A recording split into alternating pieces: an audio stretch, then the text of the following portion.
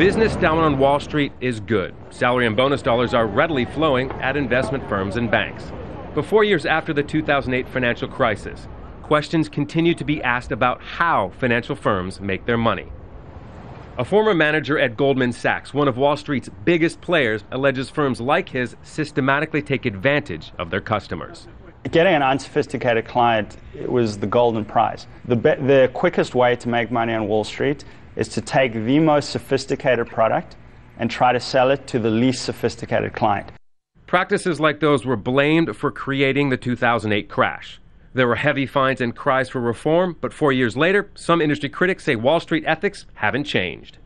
Eve Smith also once worked at Goldman Sachs. The industry's attitude really did not appear to change in the wake of the crisis, and that's would have been what you would have hoped would have happened. I mean, the very fact that they paid themselves record bonuses in 2009 and 2010 was a slap in the face of the public.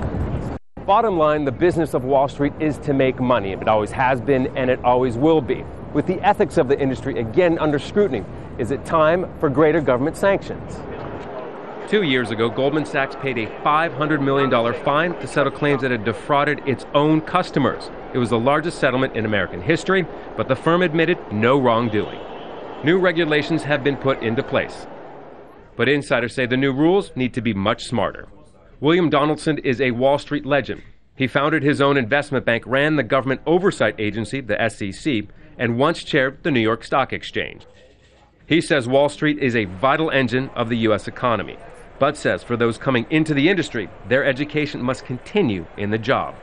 It's not just the ethics of the big banks, but there's been an ethical diminishment, if you will, in all phases of finance.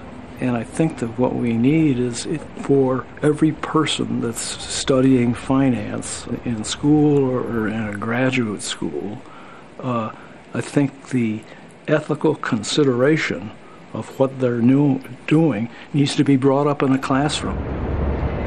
But even if ethics are taught in the classroom, whether those lessons will be practiced on Wall Street is a different matter. Scott Heidler, Al Jazeera, New York.